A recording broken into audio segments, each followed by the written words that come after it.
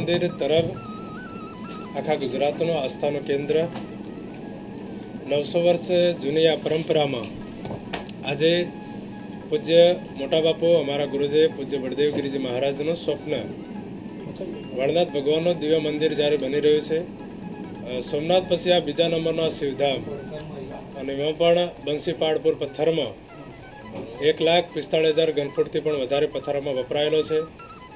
અથાક 10 વર્ષની મહેનત બાદ આ મંદિર પરિપૂર્ણ થઈ રહ્યું છે અને એની પ્રતિષ્ઠા તારીખ 16/2/2024થી 22/2/2024 22/2/2024ના બપોરના 12:39 કલાકે ગુરુપુષ્ય અમૃત સિદ્ધ યોગ આ પ્રતિષ્ઠા થવાની છે. આ કાર્યક્રમ એટલો ભવ્ય બનવાનો છે કે આખા ભારત વર્ષના સાધુ સંતો, મહંતો, મંડલેશ્વરો, એ પછી અયોધ્યા હોય, કાશી હોય, વૃંદાવન હોય, બધી જ જગ્યાથી સંતો મંતો પધારવાના છે. અને આપણે ચારે દિશાઓને 4 ધરોહર, ચારે દિશાનો 4 શંકરાચાર્ય મહારાજ આ કાર્યક્રમમાં ઉપસ્થિત રહેવાના છે ને જાહેર જનતાને બધાને આશીર્વાદ આપવાના છે. વડાપ્રધાન અહીંયા પધારવાના છે, શું કહેશો બાબતે? વડાપ્રધાન શ્રી તારીખ 22/2/2024ના પ્રતિષ્ઠા ટાઈમે બપોરે 12 કલાકે ઉપસ્થિત રહીને એમના શ્રી હસ્ત દ્વારા આ પ્રતિષ્ઠા થવાની છે. સાથે ને સાથે સંતો અને મહંતો આ કાર્યક્રમમાં ઉપસ્થિત રહીને રાજકીય આગેવાનો બધા પણ આ કાર્યક્રમમાં ઉપસ્થિત રહેવાના છે અને સાથે ને સાથે આપણા ગુજરાત રાજ્યના મુખ્યમંત્રી પણ આ કાર્યક્રમમાં ઉપસ્થિત રહેવાના છે. અમિત શાહ પણ ઉપસ્થિત રહેવાના છે. આમંત્રણ આપણા મંદિર દ્વારા અમિતભાઈ સાહેબને પણ આપ્યું છે. સાથે ને સાથે ઉત્તર પ્રદેશના રાજ્યપાલ આનંદીબેન પટેલને પણ આપેલ છે. ઉત્તર પ્રદેશના મુખ્યમંત્રી શ્રી યોગી આદિત્યનાથને પણ આમંત્રણ પાઠવવામાં આવેલ છે. ટૂંક જ સમયમાં એમનું પણ કન્ફર્મેશન આવી જવાનું છે. એ તેઓ કઈ તારીખે પધારવાના છે. વાળનાથ સંસ્થા તરફથી સેવકો દ્વારા બધા જ રાજકીય અને મહાનુભાવો, સામાજિક અગ્રણીઓને આમંત્રણ આપવામાં આવેલ છે.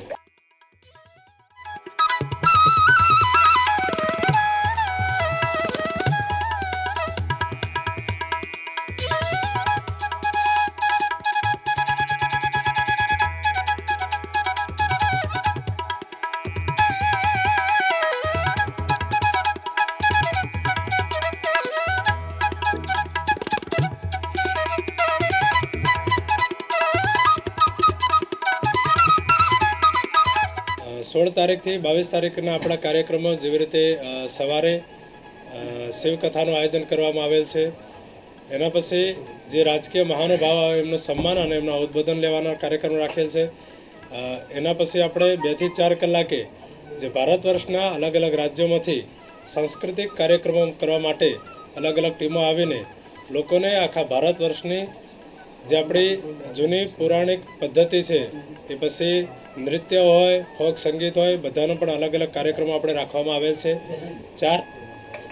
4 વાગ્યાથી 6 વાગ્યા સુધી આ કાર્યક્રમ આપણા ભારત વર્ષના જે સાધુ સંતો, મહંતો, મંડલેશ્વરો, ચારે દિશાઓના 4 શંકરાચાર્ય મહારાજ અલગ અલગ દિવસે આવશે અને અલગ અલગ દિવસે આપણને ઉદ્બોધન આપશે. અને એ જ કાર્યક્રમમાં આપણા ગુજરાતના જે ખ્યાતમાન મોટિવેશનલ સ્પીકરો છે એ પણ સમાજ સુધારણા માટે, સમાજના ઉત્થાન માટે એ પણ પોતાની સ્પીચ આપશે અને લોકોને જાગૃત કરશે. અને રાત્રિના કાર્યક્રમમાં આપણે લોક ડાયરાનો સંતવાણીનો કાર્યક્રમ રાખે છે. એમાં ગુજરાતના સાથે ને સાથે ભારત વર્ષના જે ખ્યાતમાન કલાકારો છે એ પણ આ કાર્યક્રમમાં આવવાના છે.